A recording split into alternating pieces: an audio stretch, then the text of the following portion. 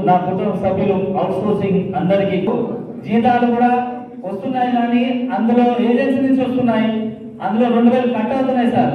ప్రతి ఒక్క సెక్షన్ లో కూడా ఇదే ఇబ్బంది జరుగుతున్నది. కంప్యూటర్ సెక్షన్ కానీ, ఎలక్ట్రానిక్ సెక్షన్ కానీ, డ్రైవర్ సెక్షన్ కానీ, రెవెన్యూ సెక్షన్ కానీ, ఏ ఒక్కరు కూడా మేము రోడ్ ఎక్కకపోతే 10 పనులు చెప్తున్నారు సార్. బిఎల్ఓ మేమే, మొత్తం టోటల్ 10 వరకు మేమే చేస్తాం, ప్రతి ఒక్క వరకు మేమే చేస్తాం, ట్యాక్సీ పనులు మేమే చేస్తాం, సర్వేలు మేమే చేస్తాం. కానీ మా జీతాలు బిఓలకు అందిన అమౌంట్ కూడా రాస్తారు. దయచేసి మాకు జిహెచ్ఎంసీ కార్పొరేషన్ నుంచి జీతాలు ఇవ్వాల్సిందే కోరుతున్నాము. మరియు మాకు ఉద్యోగ భద్రత కల్పించాలని మిమ్మల్ని కోరుకుంటున్నాం సార్. ప్రతి ఒక్క అవుట్ సోర్సింగ్ అన్నల బాధలు ఉన్నాయి, కానీ వారు వేదికపైకి వచ్చి మాట్లాడలేరు, ధైర్యం జాగడం లేదు. దయచేసి ఎవరైనా ఉంటే ఒక 5 నిమిషాలు మాట్లాడవలసిందిగా కోరుతున్నాము సార్. ఈ అవకాశం ఇచ్చినందుకు థ్యాంక్ యూ వెరీ మచ్.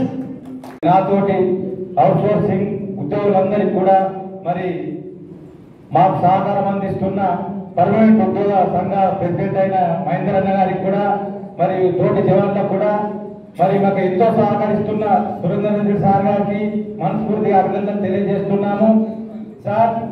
మరి చిన్న మనవి సార్, ఒక్కొక్కరము 25-30 సంవత్సరాల నుండి ఇక్కడ ఎంతో కష్టపడి మరి డిహెచ్ఎంసీలో పనిచేయడం జరుగుతుంది సార్. 25-30 సంవత్సరాల నుండి ఎంతో కష్టపడి పనిచేస్తున్నాం సార్. మా కష్టాన్ని గుర్తించి కార్మికులను కానీ, మా ఆఫీస్ సిబ్బందిని కానీ, ప్రతి ఒక్క విభాగం నందు పనిచేస్తున్న మా యొక్క అవుట్ సోర్సింగ్ యొక్క బాధలను తమరికి మా బాధలన్నీ తెలుసు. మరి ఒకసారి చేతులు జోడించి మిమ్మల్ని విన్నపించుకుంటున్నాం సార్. మా విన్నపాన్ని ఆలకించి మా సమస్యలను ప్రభుత్వ దృష్టికి తీసుకెళ్లాలని మనవి చేస్తున్నాం సార్. Thank you. ప్రతి ఒక్కరి నోట ఒకే ఒక మాట, జిహెచ్ఎంసీలో పనిచేస్తున్నటువంటి అవుట్ సోర్సింగ్ విధానాన్ని రద్దు చేసి తక్షణమే కార్పొరేషన్ తయారుగా చేసి కార్పొరేషన్ నుండి జీతాలు వచ్చే విధంగా చేయాలి. మరి అదే విధంగా అవుట్ సోర్సింగ్ విధానాన్ని మనం రద్దు చేయించుకోవాలి. దాని తర్వాత కార్పొరేషన్ అయిపోయిన తర్వాత ఎన్నమాలు కూడా సాధించే విధంగా పోరాటం చేద్దామని చెప్పేసి ఈ యొక్క సభాముఖంగా మీ అందరికి తెలియజేస్తున్నాను. ఎటువంటి చిన్న మన దాంట్లో ఉన్న వాళ్ళు ఏమైనా మీద మనం అందరం ఉండాలనే ఉద్దేశంతో చెప్తున్నాం. మరి అన్నగారు కూడా మనకు శ్రీనివాస్ అన్న గారు, మరి మా ఇల్లు శ్రీనివాస్ అన్న గారి ఆధ్వర్యంలో మరి ఎమ్మెల్సీ మన ప్రొఫెసర్ కోదరాం సార్ దృష్టికి తీసుకెళ్లడం జరిగింది.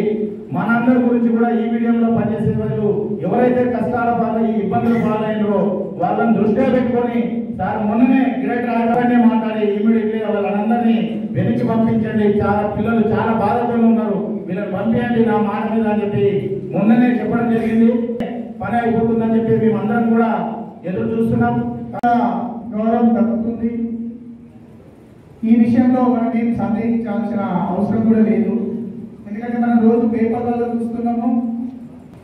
ముఖ్యంగా సార్ మొదట అవుట్ సోర్సింగ్ జిహెచ్ఎంసీ కార్మికుల యొక్క సమస్యల గురించి వీళ్ళంతా జగదీష్ వాళ్ళందరూ వస్తుండేవాళ్ళు. జగదీష్ జగీర్ అని మామూలు వస్తుండేవాళ్ళు. నేను కూడా రెగ్యులర్గా వెళ్తుంటే నాకేం నిజంగా కూడా సంబంధం లేదు జిహెచ్ఎంసీ కార్మికుల గురించి. సార్ ఏమన్నాడంటే, ఏమైనా శ్రీనివాస్ ఇది నువ్వు అవే చూస్తావా, కేంద్ర ప్రభుత్వ రంగ సంస్థలే చూస్తావా, మనకి కూడా చూడాలి, జిహెచ్ఎంసీ నువ్వు ఈ కార్మిక విభాగానికి నిన్ను జేఏసీ కన్వీనర్ చేస్తానంటే, సార్ నేను దాన్ని న్యాయం చేయగలుగుతానా అంటే నేను అడిగితే, నువ్వు చేస్తావు, నేను ఖచ్చితంగా నీ వెనకాల ఉంటా, నీకు సపోర్ట్ చేస్తాను అని చెప్పి చెప్పడం జరిగింది. నిజంగా ఆ రోజు సార్ నాకు ఈ బాధ్యత ఒప్పచెప్పిన తర్వాత నేను అనుకున్నా ఈ సమస్యలు ఏంటి అని చెప్పి ఒక 2 చిన్న మీటింగ్లు పెట్టుకున్నాను. సార్ వేదికపైకి రావాలి.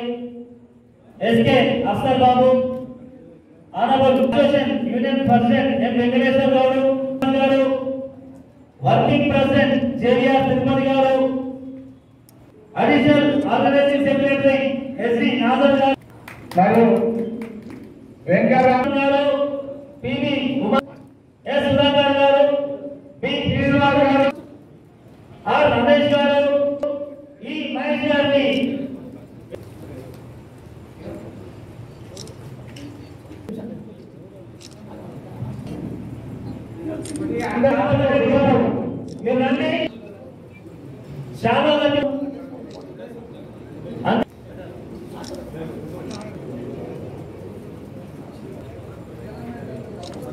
దాదాపు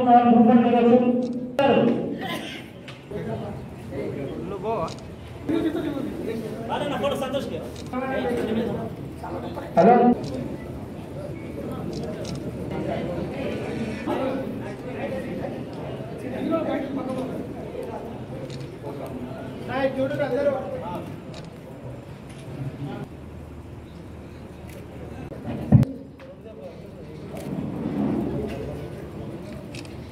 కమిటీ మెంబర్లందరూ మాట్లాడతారు. ఇవాళ ప్రకటించుకుంటున్నటువంటి సమయాన మిమ్మల్ని అభినందిస్తున్నా. దీనికి చీఫ్ అడ్వైజర్గా వెంకట్రామరెడ్డి గారు, ఎస్కే అఫ్సర్ బాబు గారు, ఆనరబుల్ ప్రెసిడెంట్గా కౌన్సిల్ గారు, వారిని కూడా ఏర్పాటు చేసుకోవడం సంతోషదాయకం. వారికి కూడా నా అభినందనలు. మీ అందరికీ కూడా శుభాకాంక్షలు. మనకు బలం, యూనియన్ లేకపోతే మనకు ఏది కూడా ఒక బలం అనేది సాధ్యం కాదు. మనం మాట్లాడాలంటే, చెప్పాలంటే, సాధించుకోవాలంటే, మన మాట కొంత గౌరవం మిగిలించుకోవాలంటే మనకు ఒక యూనియన్ కావాలి. మనకు యూనియన్ వల్లది. పైసలు ఉంటే పైసలతో గుర్తింపు సాధిస్తారు.